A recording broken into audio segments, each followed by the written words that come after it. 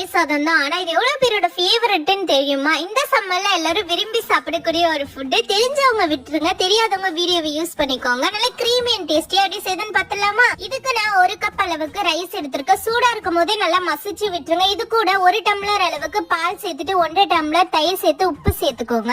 இதுக்கு தாளிப்பு ரொம்பவே முக்கியம். ஒரு தாளிப்பு கடாயில 1/2 ஸ்பூன் கடுகு, 1/2 ஸ்பூன் உளுந்து, 1/2 ஸ்பூன் கடலை பருப்பு சேர்த்துட்டு காஞ்ச மிளகாய் சேர்த்துக்கோங்க. உங்களுக்கு தேவைன்னா பச்சை மிளகாய் கூட சேர்த்துக்கலாம். 1 ஸ்பூன் இஞ்சி சேர்த்துட்டு கொஞ்சமா கறிவேப்பிலை, கொஞ்சமா பெருங்காயத்தூள் சேர்த்துக்கோங்க. முந்திரி உங்களுக்கு தேவைன்னா சேர்த்துக்கோங்க, இல்லைன்னா ஸ்கிப் பண்ணிடுங்க. இப்போ இந்த தாளிப்பை தயிர் சாதத்தை கூட சேர்த்துட்டு நல்லா மிக்ஸ் பண்ணி விட்டுருங்க. தயிர் சாதம் வந்து இந்த மாதிரி இருக்கணும், கிரீமியா. தயிர் சாதத்துக்கு உருளைக்கிழங்கு இல்லாமையா? வாங்க பண்ணிடலாம். அதுக்கு ஒரு கடாயில தேவையான அளவு எண்ணெய் சேர்த்துட்டு கடுகு, கறிவேப்பிலை சேர்த்துட்டு ஒரு மீடியம் சைஸ் உருளைக்கிழங்கு கட் பண்ணி சேர்த்துக்கோங்க. இது கூட 1 ஸ்பூன் குழம்பு மிளகாய் தூள், 1 ஸ்பூன் சாம்பார் பவுடர் சேர்த்துட்டு தேவையான அளவு உப்பு சேர்த்துட்டு வறுத்தெடுத்தா உருளைக்கிழங்கு ரெடி. ஓகே, இன்ஸ்டன்டான ஒரு தோசை, ஈஸியான ஒரு சட்னி. அதுவும் தோசைக்கு அரிசி உரைக்க தேவையில்ல, உளுந்தும் ஊற வைக்க தேவையில்ல. 10 நிமிஷத்துல பஞ்சு மாதிரியான தோசை ரெடி பண்ணிடலாம். மறக்காம ரீல சேவ் பண்ணி வச்சுக்கோங்க. தோசை மாவு காலி ஆயிடுச்சுன்னா புலம்பிட்டு இருக்காம இந்த வீடியோவை பார்த்து ட்ரை பண்ணி பாருங்க. வாங்க எப்படி செய்யணும்னு பாத்துடலாம். செய்யறது ரொம்பவே ஈஸிங்க. அதுக்கு ஒரு மிக்ஸி ஜார்ல 1 கப் ரவை எடுத்துக்கோங்க. 2 டேபிள் ஸ்பூன் ஊற வச்ச அவல் சேர்த்துக்கோங்க.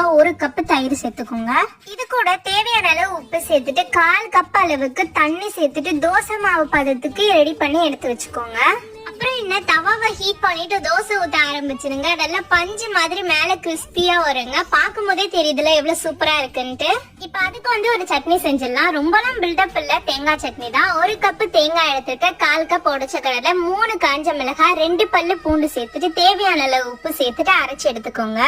இந்த மாதிரி பூண்டு சேர்த்து தேங்காய் சட்னி ட்ரை பண்ணி பாருங்க. டேஸ்ட் சூப்பரா இருக்கும். தாளிப்பு பாத்தீங்கன்னா ஆஸ் யூஷுவல் தான். இதை நாளைக்கு பார்க்கலாம். டாடா பாய்.